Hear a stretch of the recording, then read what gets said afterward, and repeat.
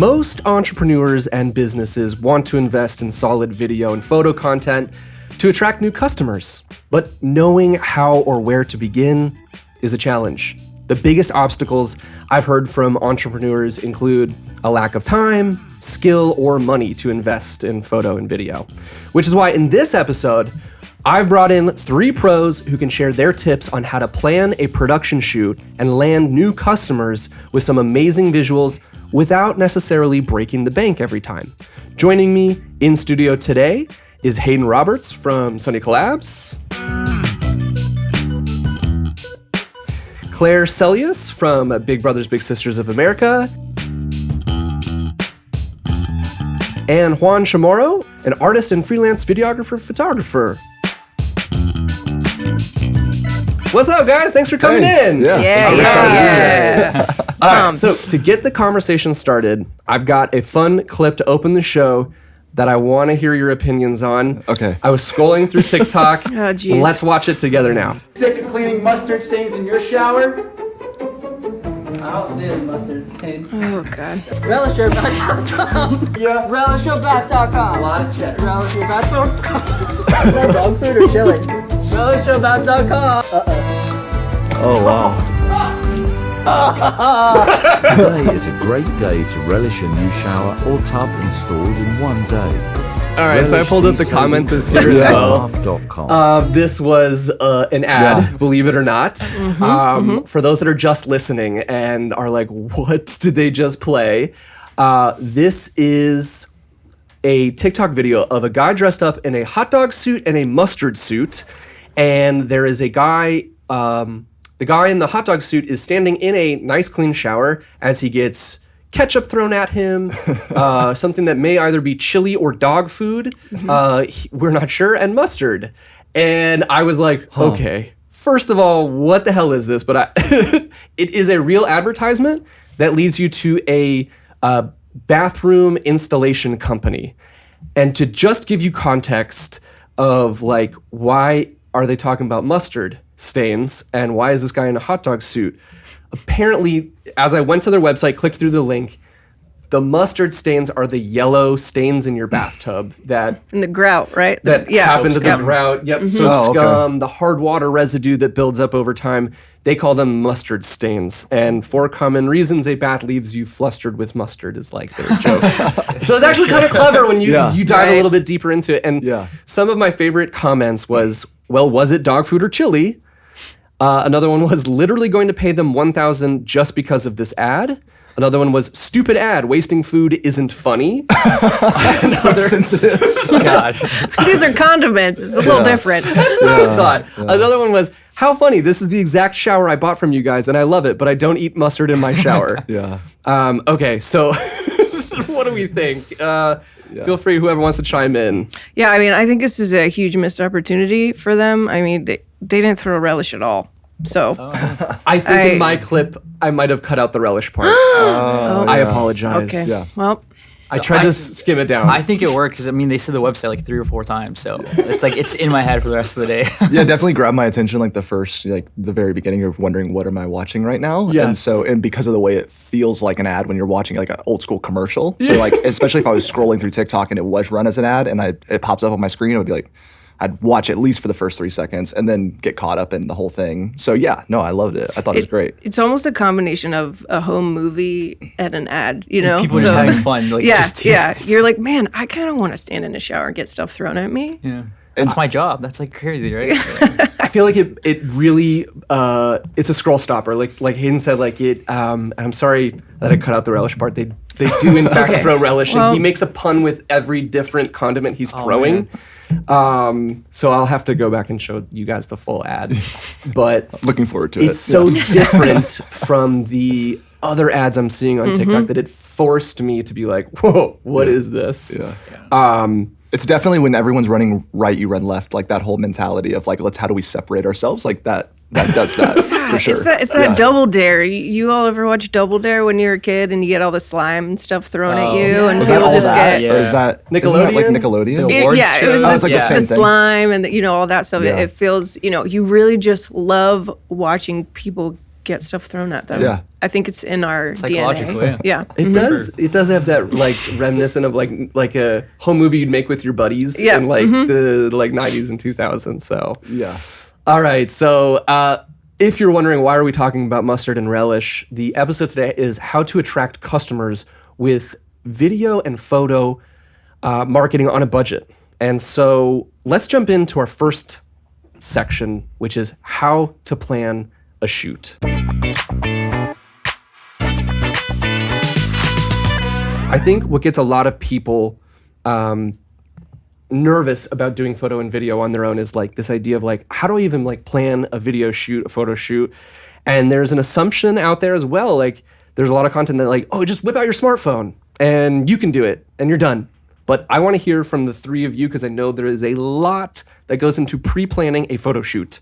So Juan, I want to start with you. What's the very first step of your process for a planned shoot? So honestly, you just don't want to leave any variables out. So just know where it's happening, when it's happening, what's the weather like, what's the product, who are you shooting with and stuff. So the more info you can give to your photographer, your videographer, the better because everything will go smoother. That means you can do more with your allotted time.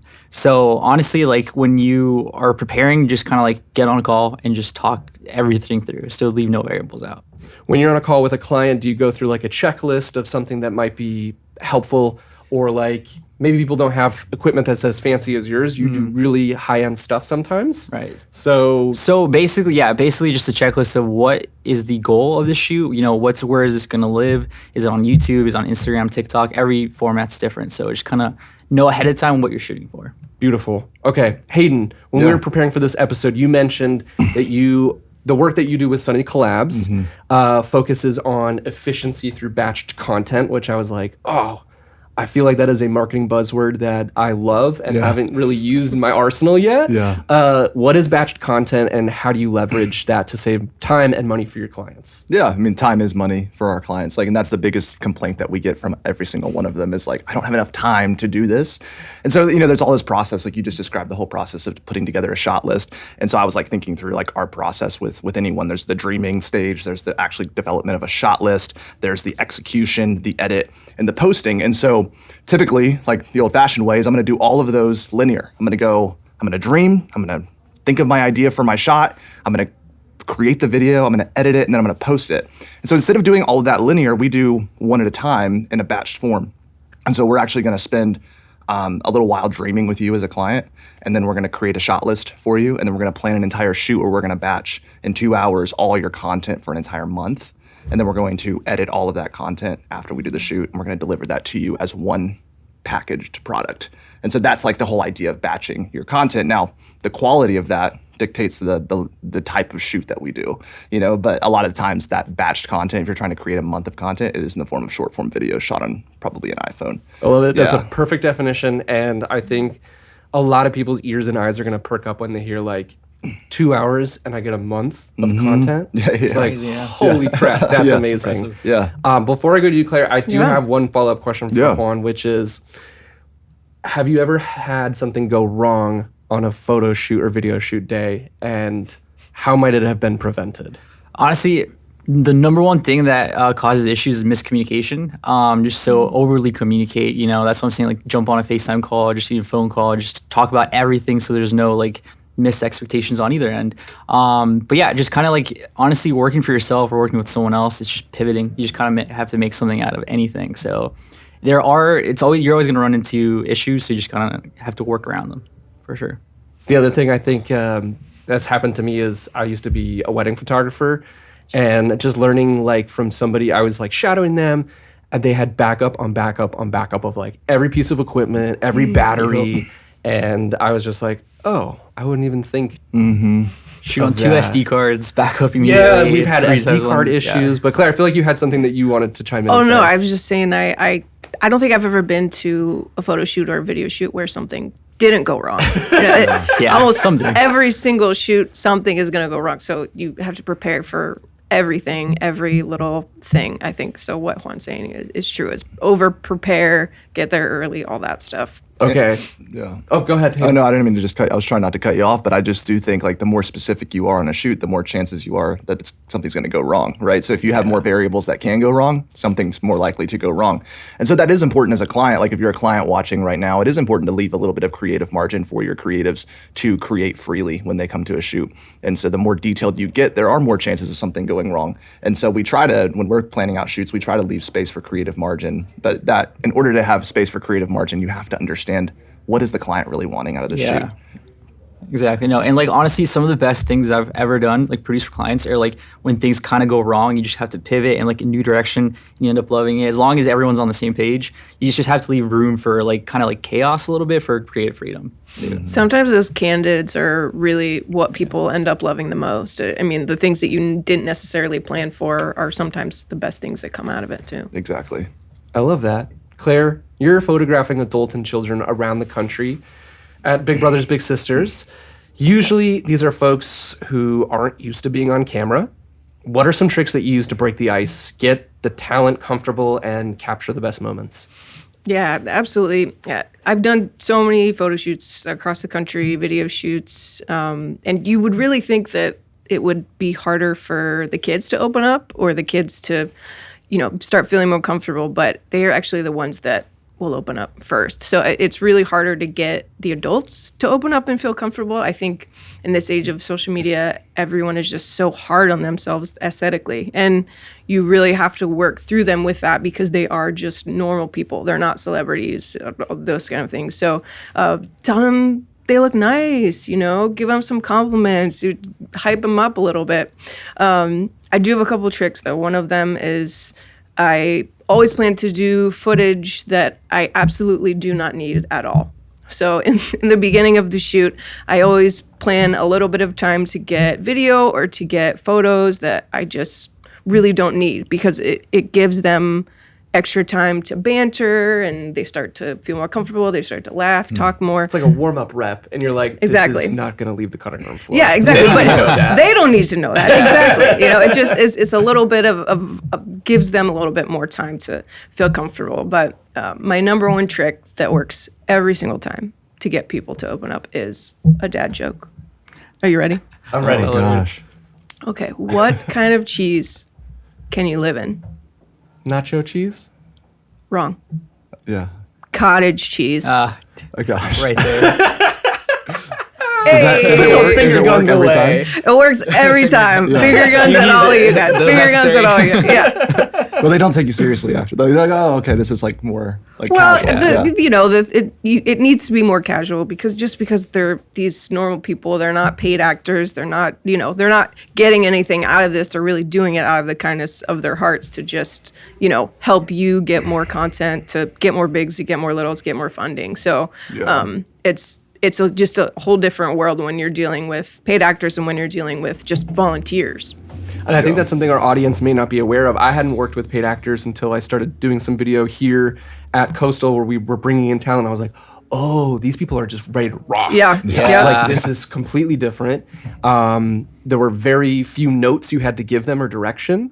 And when I bring people on the podcast, sometimes who are really intelligent and but aren't paid actors, aren't used to being talent on camera, one of the biggest notes we give them is you need to gesticulate a bit more, as Zach, the owner of Coastal, says a lot of times. And they're like, gesticulate, use your hands. You're sitting there so scrunched up and tight, and you're supposed to be having fun on this comedy business podcast. I'm curious if any of you have a story where maybe you made a mistake or learned a hard lesson while planning a shoot that you are willing to share. You don't have to name names of a client or anything.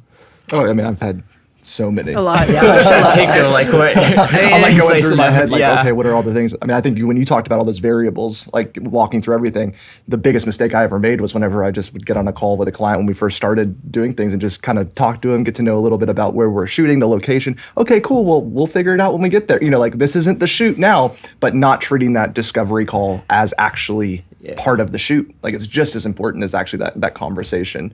But yeah, that's a huge mistake that I've made. You like get off the call and you're like, I didn't ask the questions I was supposed to ask. And now I can't go bother them again because their time is valuable, and that's the whole reason they hired us, right? So yeah, I think the dumbest thing I've ever done is just kind of like I forgot to ask for the address, and like it's day of, and I was like too embarrassed to even ask. So I was like trying to think of ways around it, looking them up on Instagram, seeing if they tagged anything. But it ranges from that to even doing stuff for like food photography or food video, where things just break down quickly. So you're just not prepared. You know, you can see all those videos on YouTube, like food hacks and stuff, which honestly they do help a ton. But just kind of being familiar with what you're shooting and like familiar with the people too.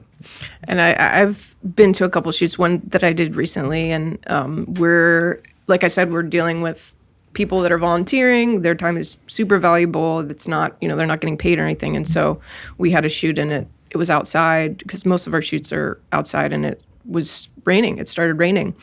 And, you know, we can't necessarily reschedule because these people are not going to want to come back. We're already taking up a whole Saturday. And so just rolling with it. And, you know, we had a bunch of shots where they were under umbrellas or under, you know, and it turned out to be super cute. Yeah. And so some things you can control and some things you can't. But I think you try to control as much as you can without those variables kicking in and kind of punching in the gut sometimes. Okay, cool stuff. Let's move on to the next section. When and how to pay for outside help with video and photo. So moving further into the discussion, one of the questions that comes up a lot for marketing teams and entrepreneurs is like, should I do this myself? When and how should I pay for like a pro to come in and do this? So let's roll a clip that I prepared for you guys that I'm excited to share with you. My name is Cecil. I'll sell you gas or diesel cars on my lot. Some of them new, some of them Are you guys not jam to this? Is this rap? They got one job to do. They did a Tend to party your that needs, night Take good care. Make with sure all the they dads. treat you honest and fair. So many deals far and above. One of these babies you're sure to love. Come find a car and we'll do our part. Cause I'm Cecil Myers, the dealer with a heart. Oh no. That amazing cringe. This is Hayden, let's start with you this time. my Are you going to gosh. buy a diesel from Cecil? If I'm looking for one, maybe it's definitely the one I'm going to remember. more like if start you're there looking and for then a work. 2003 Eclipse. I think that's what that showed. I mean, when the market is like whenever advertisements and like commercials and ads are like all looking the same, and you do like with the first one we watched, right?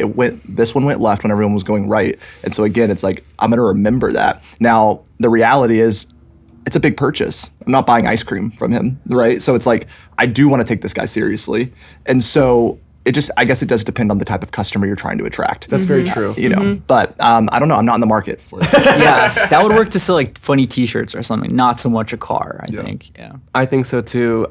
When do you think, Hayden, somebody should pay for outside professionals to do some video and photo for them?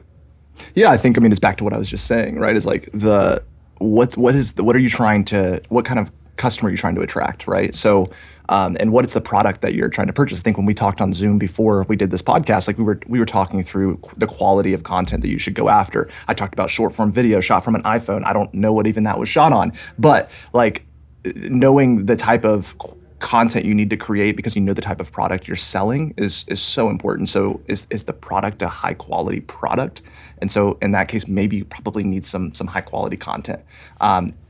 And that variable changes depending on the product you're selling, and we could go through a list of things and talk through them and really brainstorm. You know, I think we talked on the Zoom call, like does Mercedes need to do an iPhone a commercial with an iPhone? Yeah, like And it's some UGC content. yeah, and it's like content. I don't think so because it's such a high quality product, you know. But if it's our local ice cream shop, like I was talking about before, and they're trying to generate enough content for someone to go buy the $5 ice cream, I think you need to be producing as much content as possible.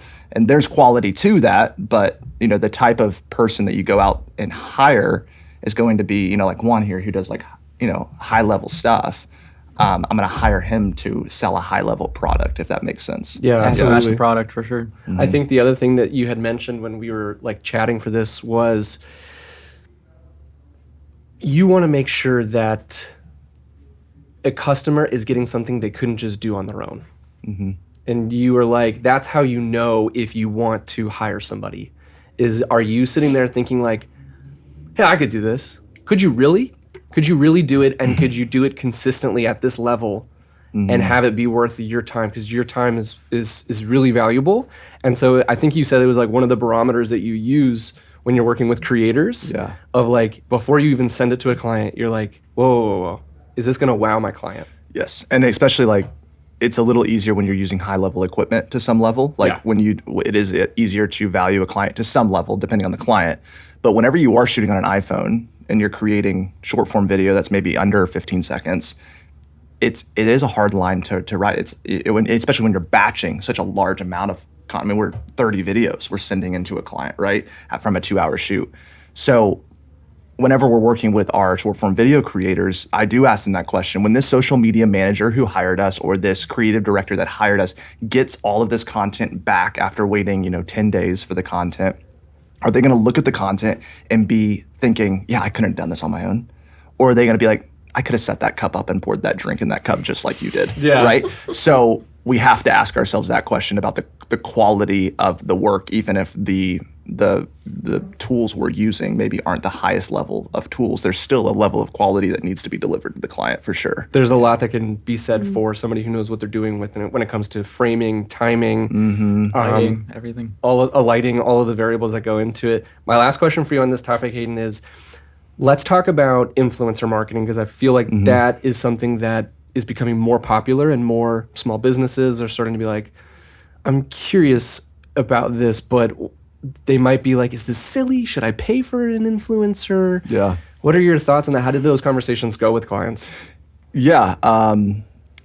The influencer marketing side of what we do is a lot of the bread and butter of who we are. We have over 1,200 influencers in our network that we manage collabs with, and we manage in content shoots. And so there's talent in our content shoots, but they're also, there's active collabs happening all over the city right now where they're going in and receiving a free service in exchange for them promoting that service to their followers, right? The truth is, I don't know the old saying or whatever, show me your friends and I'll show you your future, right? We are influenced by the people we hang around. And in this digital age, we hang around way more people digitally than we do even in person. Yeah. So the most influential people to all of us in the room are the people that we follow the most on all of these platforms. And so when I'm explaining that to a client, I do want them to understand that these influencers have a voice rather than the magazine ad that you took out, the page in the magazine that doesn't have a voice, that they don't have any relationship with. Yeah. And so our influencers have a relationship with their followers and a trust that's been established. And so, yeah, when it comes to influencer marketing, like I try to explain to a restaurant or to any brand or any business, if they don't necessarily get it, is the future of advertisement. It's way more organic, and the reach is way more real for a follower. I even explain it this way with my dad. My dad doesn't have much of a following. He has like 800 followers on Instagram, right? That's more than me, though. That's absolutely more than me. When it comes to this whole conversation about influencer marketing, it's not a lot. But my dad does have a lot of influence with those 800 people because of who he is. And so my dad probably should get some opportunity with a brand to come in and post if that brand aligns with his followers, right? So if my dad has a really good understanding of who his market is and who his audience is, he probably doesn't. But we maybe could do some work on that and figure out, okay, what kind of person follows my dad? Yeah. Let's find brands that align with the followers of my dad. And my dad may make a lot more sales than your whole ad. Yeah, if you think about it, like 800 eyeballs on running an Instagram, Facebook ad, that would cost you a lot more than sending him something for free that he can just use and naturally insert, into his lifestyle. And so a lot of the brands we work with, they'll be like, we want this many followers. Like the influencer that we want to come to our business, we want them to have this many followers. And sometimes that's actually not the most effective. It's what type of followers are following this influencer, because we're really banking on that influencer's influence with their audience. Yeah. It's like, let's take a look at some of their posts. Let's see the comments that people are making. Let's see the relationship with that influencer. That actually reminds me, as I was looking at Big Brothers Big Sisters Instagram, one of the most popular posts that you guys did was kind of an influencer-based post with a very popular NFL player who is on the Green Bay Packers, Randall Cobb. Shoot. His beautiful blue eyes, or green eyes, or whatever they are. He's just a gem. Yeah, he really is just a gem. And we we try to, and most of the time these are people that want to work with us because they believe in our mission. So it's kind of a different than getting an influencer to sell a product. You have to sell, which I'll talk about later, to sell a feeling or an emotion. But influencers are, I watched, I don't know if y'all watch this, but Pepsi, Where's My Jet? I watched it on Netflix. Haven't seen it yet. Amazing. No. They talk about how they use this point system, and they in their ad they had 7 million points for a Harrier jet, and this guy tried to get the Harrier jet, and they told him it was a joke. But anyway, what I got out of that was how old school influencing really is. Cindy Crawford is Pepsi, right? I mean, you think about how iconic that is, and I think that if she was doing Pepsi now, it would be even more popular. So I just, For me, it's Justin Timberlake. Really? He's Pepsi, and LeBron is Sprite.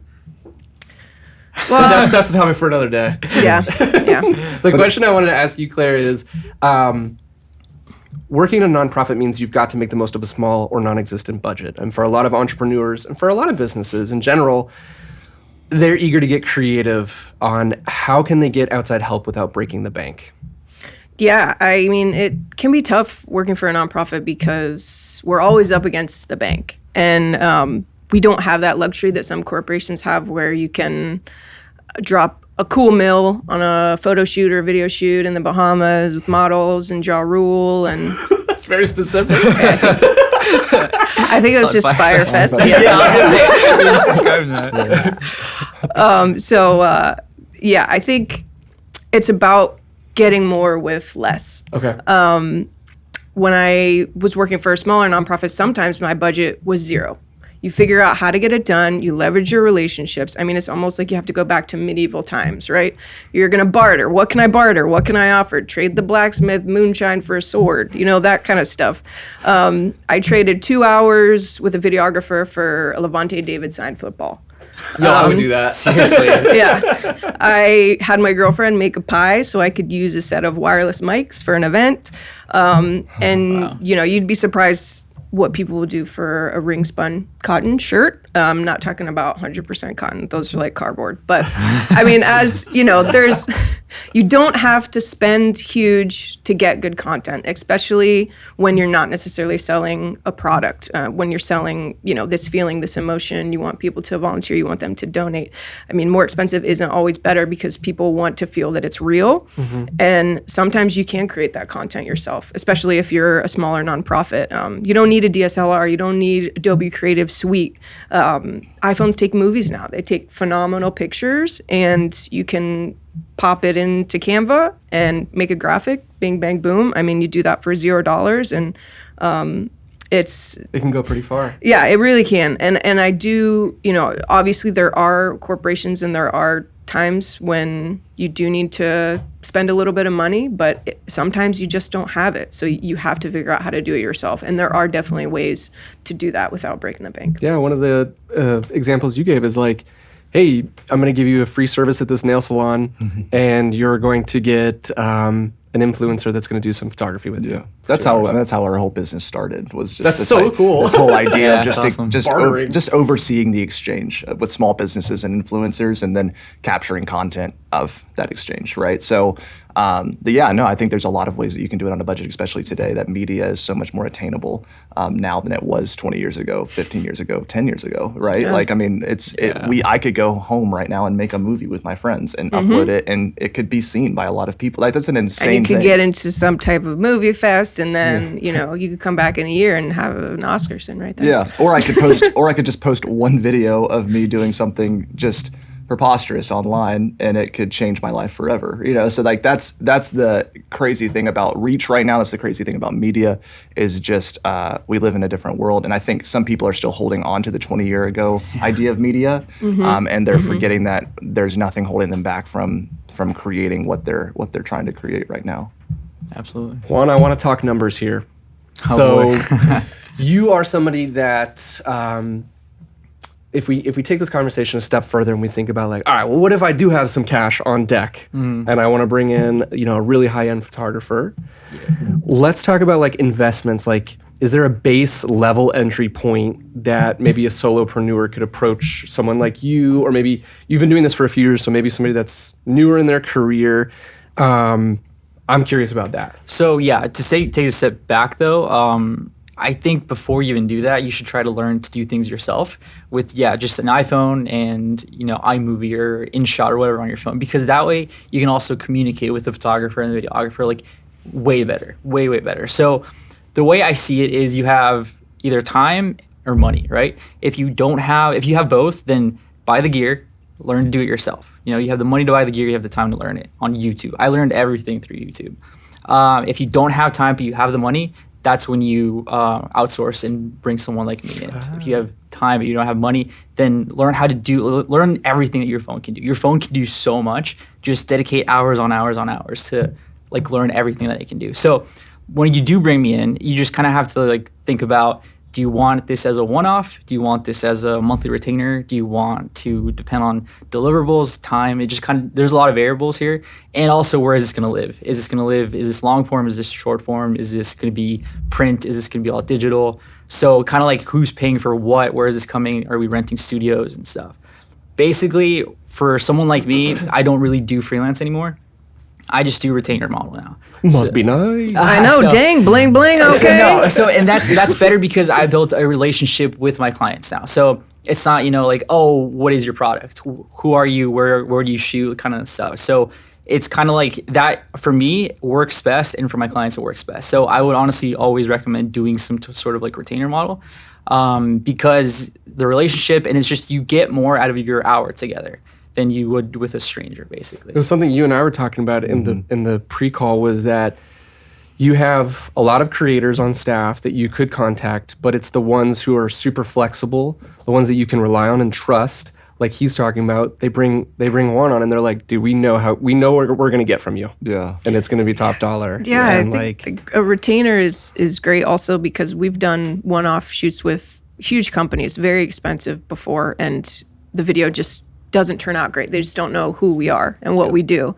And if you work with someone consistently, then they can start to know what you want, what you need, what you're looking for, what your brand really is. And I think doing a retainer is a good way to do that, because they can really start to get in the bolts and screws of, do people say that, bolts and screws? Nuts, bolts, yeah, nuts, bolts, screws, screwdrivers, and hammers of what your company really is about. So yeah. No, I think especially when you get into video, when there's assets being shared, when there's music, when there's a very specific, the video opens the door to a lot of subjective things. So when you can finally like know the product, know the people, it just works out so much better.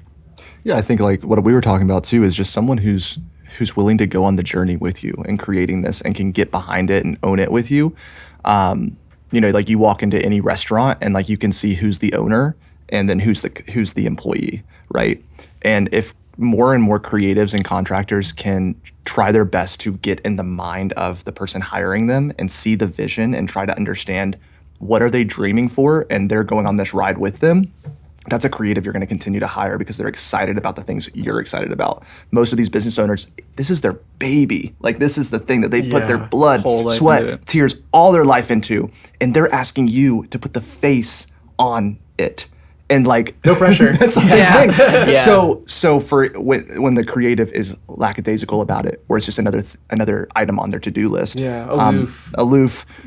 Maybe just not listening, just not there mentally. It's a hard thing to go back to that creator and be like, yeah, let's create again. Or there's no sense of urgency on the turnaround time that we have established, right? So it's like all that, you guys understand. You have clients that are like, hey, you have those photos yet, or you have that video yet? And it's like, bro, like I got like it's 3 also shoots. On your end because you need to communicate. This is the earliest you expect them. So it's kind of like, but if there is a creative that is not excited about getting you that product or not that the actual piece of content, right? Like. That's something that you don't want to see either in a creative. It's like they're waiting till the last minute to get it to you. It's like, okay, well, maybe they weren't actually that excited about the project. Yeah. But when the creative is excited about the project, that's one that we want to bring back on the project. Passion, right? I mean, that's what it comes down to, is who you're working for and who is making this content for you. They have to have passion for your brand and for what you're doing, or else you're not going to go back. And to go back to the numbers thing, like if if you can tell from your videographer, photographer that you're just like a dollar sign, like, oh, I'm not putting this much more effort because you're not paying me this much more, like you don't want to work with someone like that. So it's like you said, you need to be invested. You need to build a relationship to a degree. But going back to the actual numbers, even like, bartering, that's a great way to start with someone, especially if you like are talking to a new photographer or videographer. If you don't have the money and they just need kind of like experience or an opportunity, it's like perfect scenario. To draw like an example, this time last year, I was still working a day job. I was still doing this part-time. And I had a bodybuilder that just moved to Tampa, and he reached out to me to kind of like see if we could work together. He still had a day job too. So we're kind of both kind of like, he told me, I can't afford you right now. I can pay you this much. But if you stick with me, we're going to, grow together. He was in like a key part of me quitting my day job, and just kind of like, he introduced me to so many people that I still work with today. Now, that number that was it was really low, it just went up 10 times basically. Oh my God, is it Arnold? No, I wish. Yeah, he just moved to Tampa. Arnold. Restarted his career. Yeah. Just checking. On You really Instagram. never know. You really never know. No, and then now I'm going to be in his wedding next year. It's like we built that's like crazy. such a strong relationship. He's one of my best friends. We have a studio together. So it's so much more than just the money. But if you can just like, unfortunately, money is not something you can ignore on either end. You have to make a living. You have to get this product out. So if you can just kind of like get over the number, it's just you build a relationship. That's worth so much more. It's also a lot more fun. Yeah. It's a lot more fun. I'm working with one of my best friends every day. It's crazy. For sure. I really appreciate the input, and that's hugely valuable for those that are listening and are like, oh, dude, I'm strapped for cash, or even departments that are strapped for cash. I've been a part of those departments, and it's really frustrating. And these are all creative, valuable points. I want to wrap this up with our final section on how to post video, photo content effectively.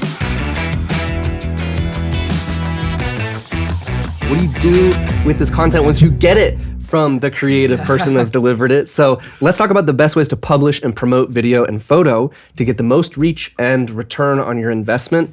Here is a clip I want to show you from a friend of mine, Mateo.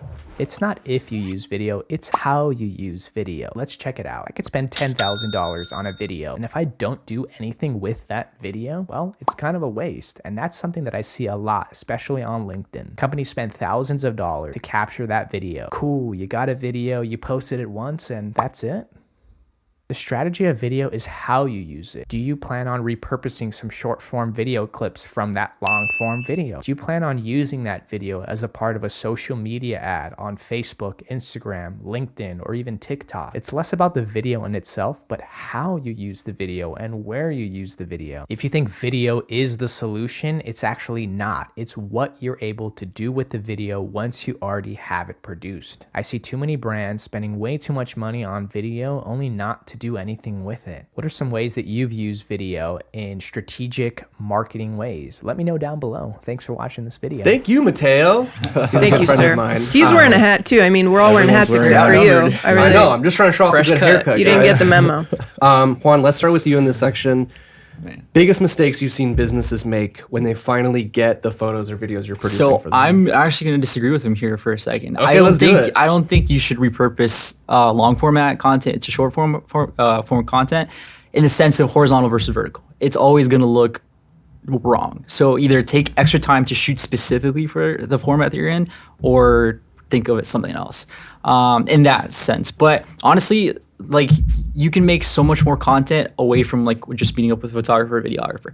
Tease the shoot on your stories, talk about it. Afterwards, just kind of like sit down with a photographer, videographer, make a stupid TikTok. Just make content off your content. Basically, just maximize everything you can do. Get photos, get behind the scenes, just anything you can do, just maximize it. Just because you're paying for that hour doesn't mean that's the only content you're getting from it. Man, that is really good advice. The behind the scenes content is huge. It's like I've worked, honestly, with the biggest company I worked with is Alphalete, and they like post stuff around the shoot. They build hype.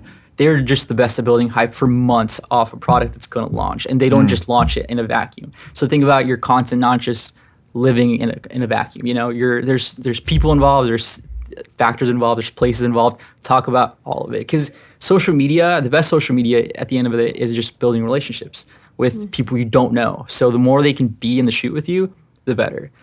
That's the first one. Second one, learn know what format it's going to be in, and then how to best send it. The first time I delivered a video to a client, they didn't know how to save it, and they just screen recorded it.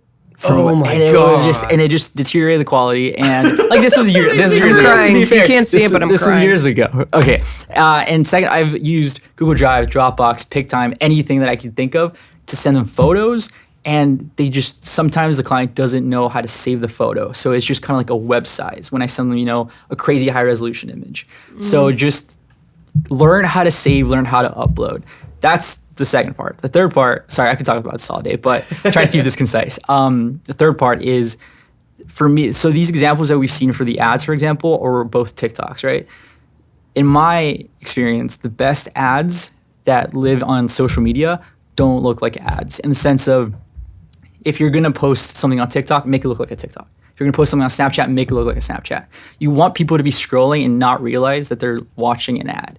So I can't tell you how many times I liked an ad. I'm like, now I'm gonna get this ad 20 times because I thought it was funny or whatever. So it's like, I like ads on it without even realizing. So those are the best ads that are integrated. If you think of a Super Bowl ad that just gets cut up, put vertically, and put on TikTok, it's not gonna do as well as if they had gotten their phone and just did something funny, like a lip sync to a trending song. That's going to perform so much better.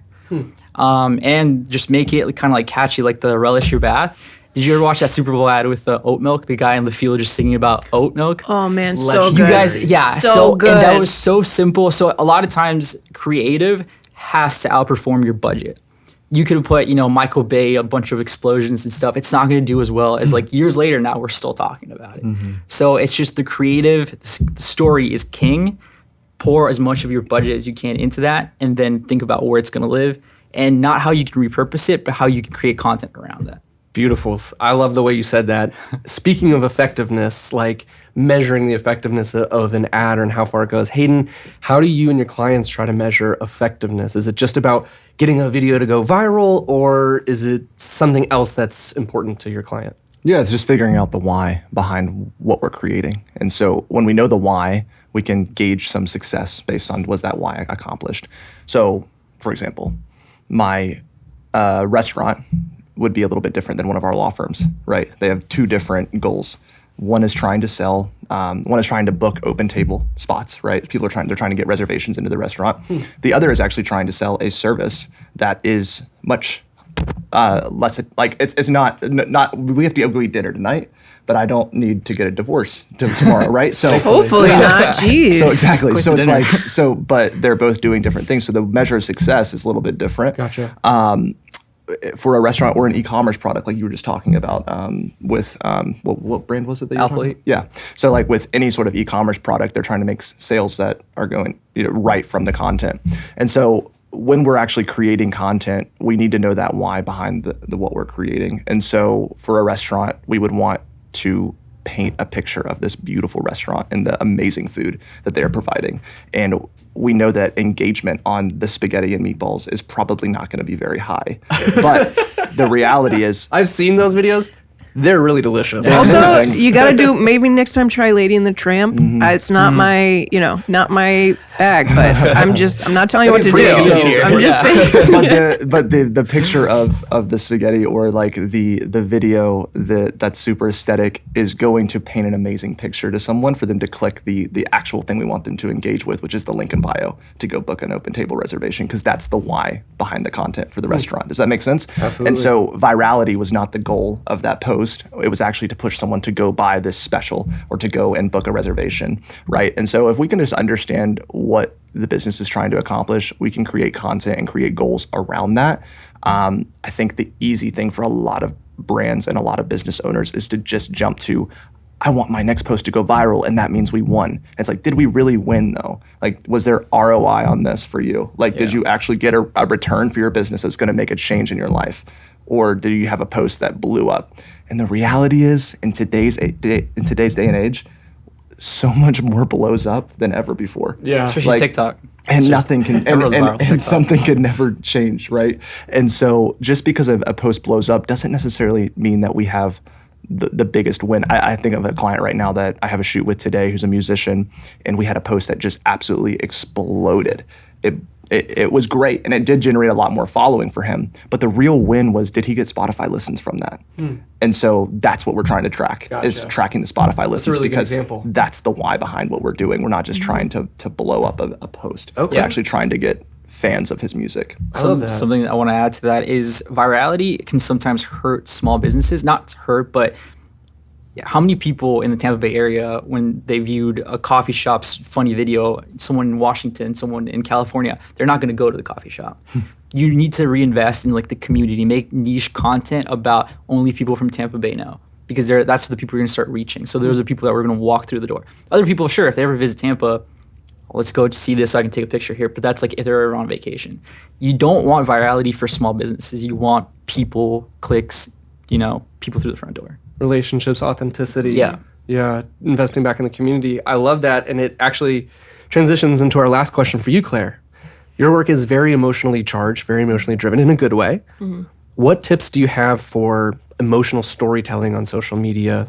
What about captions and text? Any learnings you want to share about what you figured out over the last couple of years? Yeah. I do feel lucky sometimes. I really love what I do. It means something, and we have so many amazing friendships that have come from it. I mean, thousands. But it's a little harder because we're not selling a product. We're not trying to sell vacuums. We're not trying to sell beds. We're not trying to get people to, we're trying to sell a feeling. We're trying to, so I think we really try to reach people's hearts with that. And I'm going to do an example. I have a thing that we're doing. Oh, this is it. Yeah. I was wondering when this was going to happen. Yeah. So I brought, y'all can't see, but I brought this book. It's one of my favorite books. It's called The Photo Book, and it's where I get a lot of my inspirations. It's just 300 pages of photos from each is a different photographer. So I picked a photo, and can you describe the photo in a few seconds? Oh, yes. Okay. So for those that are just listening, the photo is a black and white photo where almost right down the middle, it's split in half. On the right-hand side, you have a gentleman with a long beard, glasses, in the dark, looking into a bright train track. And on the left-hand side, you have a mountain and a train track. Can't describe it That's what any I do better. for a living. You're welcome. So the main thing that I think about when I'm going into a shoot is feeling. We have to get people to feel something. There's so many nonprofits. I mean, how are we going to stand out? We just have to make people feel. So I wanted to see what you all thought and felt when you looked at this photo. So I'm going to have everyone read theirs. Oh, Lord. Okay, I'll start. So I wrote down the feeling that I saw from this photo was nostalgia and inspiration. What I wrote down was sadness and escapism. Wow. I said wonder and solitude. Wow, so different, right? It's all so different. And I mean, that just goes to show you kind of, totally thought you guys would be more on the same line, but you're not at all. So Did we fail or did we pass? I know, I'm like worried about some of you guys. Are you doing okay? What did you say? Sadness and escapism. What did you say? Nostalgia and inspiration. Yeah, wonder, nostalgia, inspiration, Yeah, I think it's- and solitude. He said Yeah, escapism. it was just black and white. I mean, Yeah, everything. yeah, I think it really just all depends. And that just goes to show you there's different audiences. People are going to look at your content different no matter what you're doing. But I think before you go to a shoot, think about what kind of feelings you want people to feel, and then think about what have you seen lately that made you feel that, or look online, look in magazines, say, okay, well, this made me feel that type of way. And then think about how you can create that visually. In terms of text, people don't read. I mean, let's be real, right? When was the last time you read a full Instagram comment section? No. Or I mean, nobody reads. They don't read anything. So when my phone is muted, I will admit to that. So if you have to keep it short when you're talking about writing, when you're posting, when you're talking about captions, when you're talking about text, you have to keep it short. Give them a call to action, give them something to click, give them something to do so that they can learn more. But you don't have to tell the full story. You don't have to tell the full story on social. You just have to tell a piece and keep people involved. I think that's one of the most important things with nonprofits is keeping people involved, keeping them engaged. Some of the posts that have done the best are people telling their story, asking for your story. Mm-hmm. No, I think a lot of the things you said too translate so much to businesses as well. They're just not the main focus, right? Because like the main focus is the sell. But I think if more businesses could focus on the story, they're going to make more of the sell.